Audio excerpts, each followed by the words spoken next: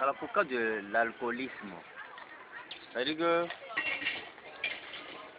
quand on va dans un autre domaine même du destin, c'est-à-dire que il y a le destin, c'est que Dieu a prévu que ça arrive à l'homme. Mais il y a aussi que Dieu nous dit que lui, tout ce que l'homme va faire sur terre, même dans les dires, dans les faits ou autres, enfin même qu'il ne le dise, qu'il ne le fasse, lui, Dieu là, il est au courant. Dieu sait que tel est alcoolique, Dieu sait que tel est voleur. Dieu même sait que celui-là va faire ceci, va faire cela, bien avant qu'il ne le fasse. Mais cela ne veut pas dire que c'est Dieu qui a imposé qu'il le fasse. Surtout les interdits. Les interdits ne s'inscrivent pas dans le destin. Mais les interdits là, alors donc, font partie de la deuxième catégorie des destins, mais que l'homme même a activé. Donc ça devient maintenant un malheur parce que ce n'est pas bon, l'alcoolisme. C'est un défaut, c'est décrié, tout le monde condamne. Donc c'est un malheur, c'est une privation. Donc cette personne-là, c'est la personne même qui a activé. Quand on dit interdit là, si tu touches un interdit, ça va créer une situation. Cette situation-là sera, oui, un destin, mais que toi tu as activé. Alors que tu pouvais t'empêcher de l'activer si jamais tu t'étais contenté de l'interdit. Voilà pourquoi quand on prend l'exemple même de, qu'on appelle ça, de l'adultère, où il dit, n'approchez pas l'adultère.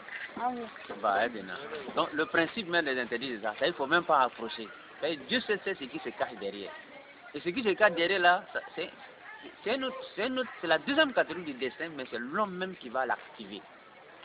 De par le comportement, de par le fait qu'il brade l'interdiction. Donc, si, oui, on peut dire oui, que celui qui dit qu'il boit l'alcool parce que c'est son destin, on va dire oui, par rapport à la deuxième catégorie, mais c'est lui qui a activé ce destin-là, parce que en termes de destin, c'est les deux, c'est le bien comme le mal. Il y a ce qui s'impose à l'homme, mais il y a ce que l'homme même active. Donc oui, s'il a touché à l'alcool et qu'il est devenu alcoolique, alors qu'il y a des gens là, ils peuvent même toucher à l'alcool aujourd'hui, et puis ça n'avance pas, il arrête. Mais celui qui continue, qui devient alcoolique là, ouais, effectivement, c'est chaque jour ça. Donc c'est rentré dans son quotidien, oui, c'est son destin. Mais c'est lui qui a activé cela. Mais ce n'est pas Dieu qui a imposé cela. Parce que Dieu n'impose pas un destin en mal, surtout à partir d'un interdit. Voilà pourquoi il a donné l'information. Sinon ça serait un peu la démagogie chez Dieu. C'est imposé que moi je deviens alcoolique et puis tu interdis l'alcool.